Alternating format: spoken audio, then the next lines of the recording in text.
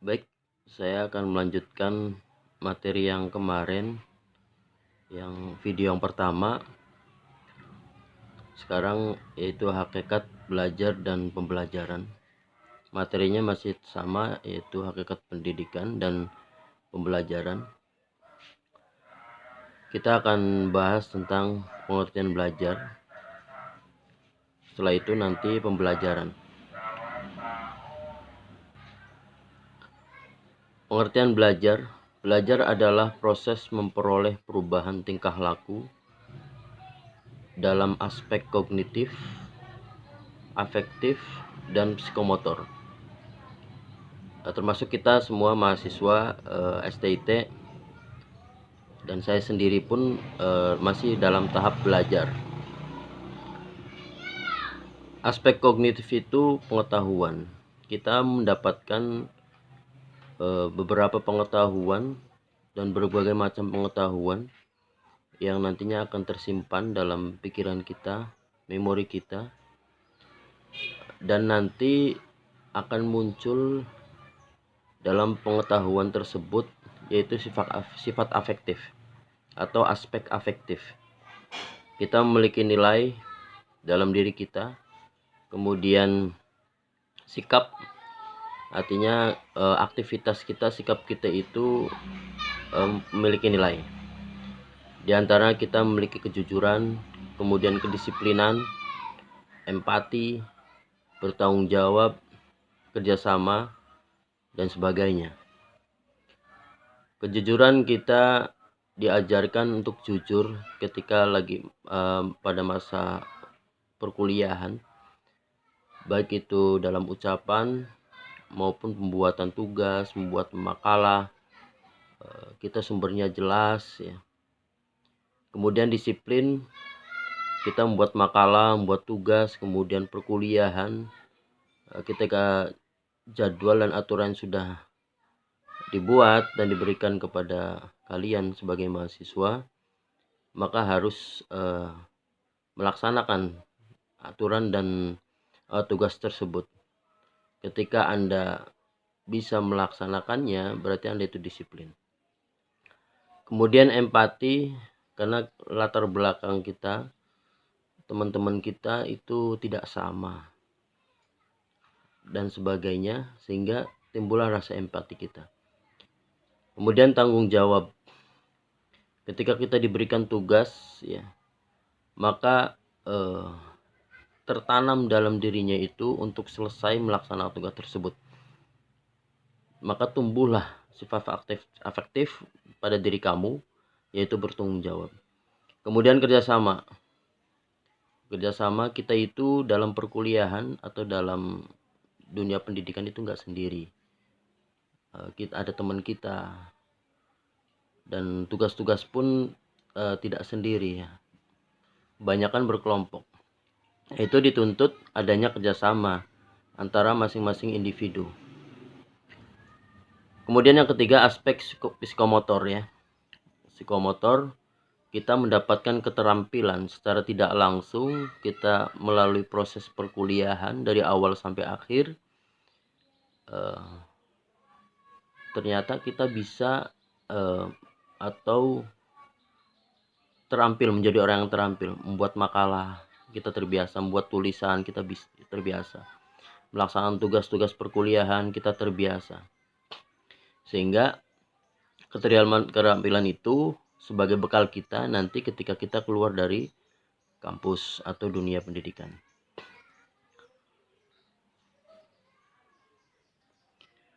Ciri-ciri belajar. Ciri-ciri belajar itu terjadi perubahan dalam tingkah laku, baik aspek kognitif, afektif, dan psikomotor.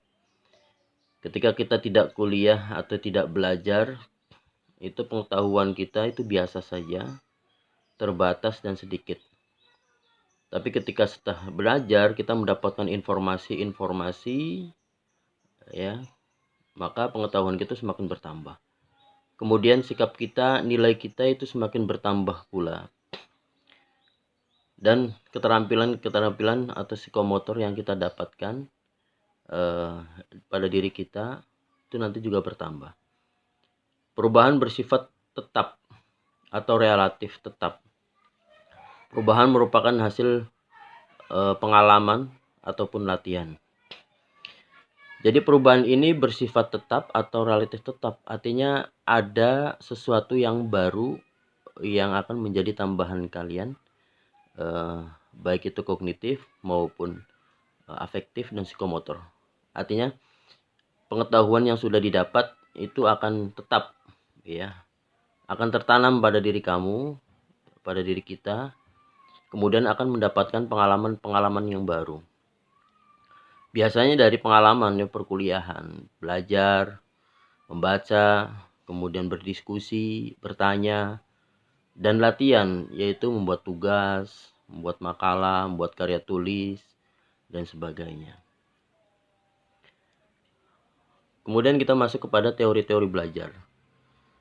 Teori belajar ada behaviorisme, kemudian kognitivisme, kemudian humanistik, dan cybernetik ya. Sekarang itu terbaru yaitu cybernetik ya.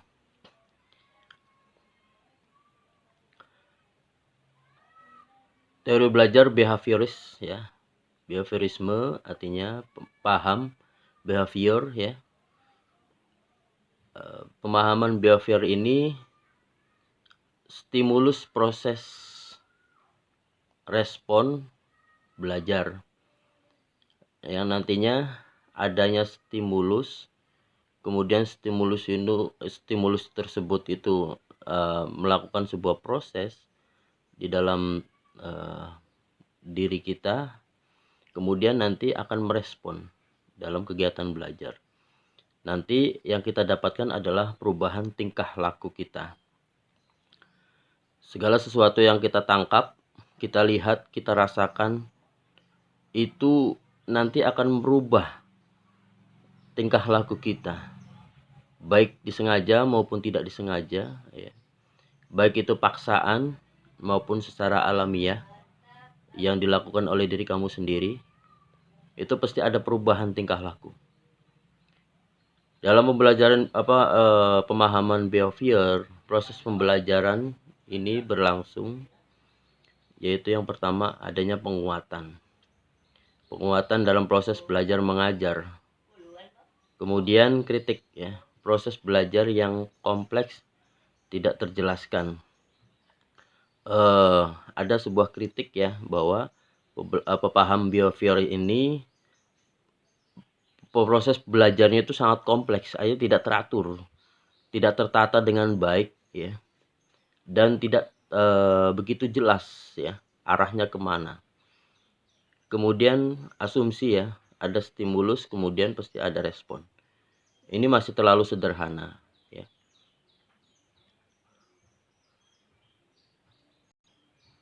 Kemudian paham yang selanjutnya, yang kedua, yaitu paham kognitif atau kognitivisme dalam belajar.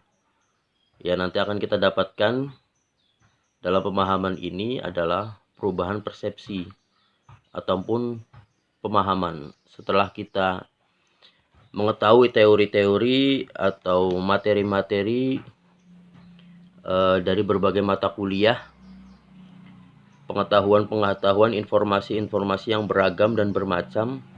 Nanti muncul persepsi dalam pikiran kita itu, atau pemahaman yang kita tangkap, yang kita pilih dari berbagai informasi yang sangat banyak itu ya. Misal proses pembelajaran itu teratur nih, A, B, C, D. Mata kuliah A, mata kuliah B, mata kuliah C, mata kuliah D. Nah, dalam pemahaman kognitif atau kognitivisme ya, struktur kognitif nanti mahasiswa itu struktur kognitifnya atau pola pikirnya itu akan bisa bermacam-macam. Yang tadinya A, B, C, D itu bisa berubah D, A, B, C. Atau bisa jadi C, B, A, D.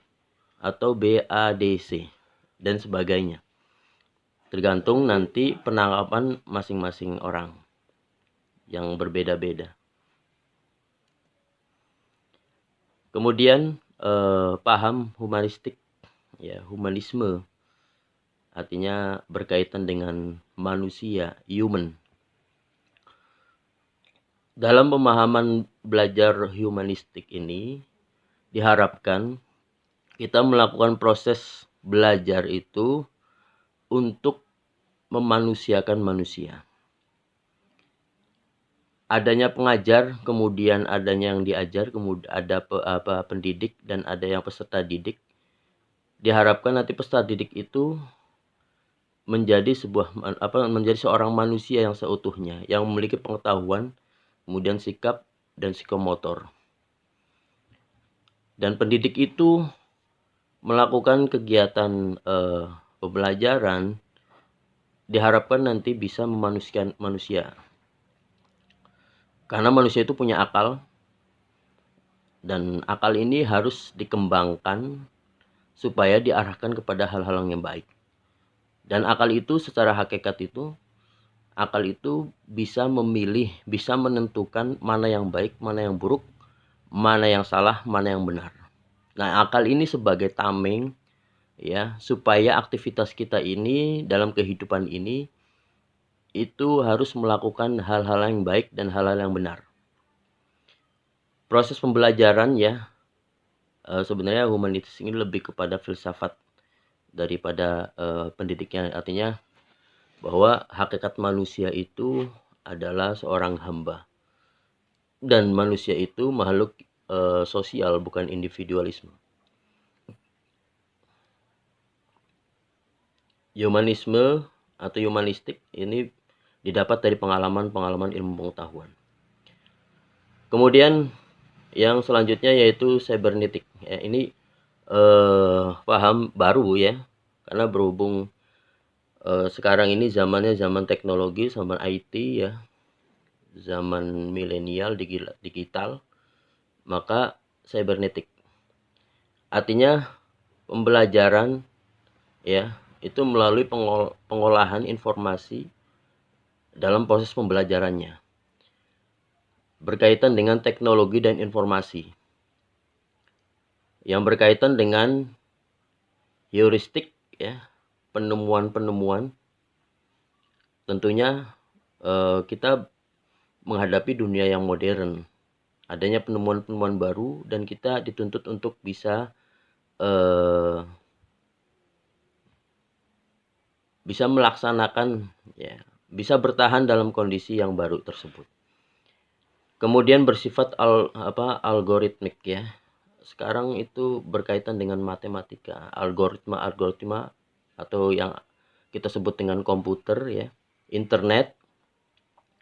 Segala informasinya didapat di situ, dan termasuk pembelajarannya juga kita belajarnya menggunakan media internet dan media IT. Kemudian sistem informasi. Kita harus menguasai sistem informasi dan teknologi supaya kita bisa bertahan, bisa tetap belajar dalam kondisi zaman yang berbeda. Prinsip-prinsip belajar yang pertama adalah perhatian dan motivasi, kemudian keaktifan, keterlibatan langsung atau berpengalaman, pengulangan, tantangan, balikan, dan penguatan, perbedaan individual. Itu prinsip-prinsip yang harus diketahui bagi seorang yang sedang belajar. Implikasi prinsip belajar bagi siswa. Yang pertama adalah perhatian dan motivasi. Yang nanti didapatkan adalah dalam implikasinya, dalam realitanya, dalam pelaksanaannya itu siswa mendengarkan penjelasan guru. Kemudian siswa membandingkan konsep sebelumnya dengan konsep yang baru yang diterima, informasi yang baru dengan yang lama itu membandingkan. Kemudian siswa mengamati secara cermat gerakan psikomotor yang dilakukan guru, kemudian mengetahui dan menentukan hasil belajar yang ingin dicapai, menanggapi secara positif pujian ataupun dorongan dari orang lain, kemudian menentukan target, sasaran penyelesaian tugas belajar, kemudian perhatian dan motivasi. Kemudian keaktifan bertanya saat tidak paham itu nanti implikasi dari siswanya tinggal dibaca. Kemudian keterlibatan langsung dan berpengalaman itu juga tinggal dibaca.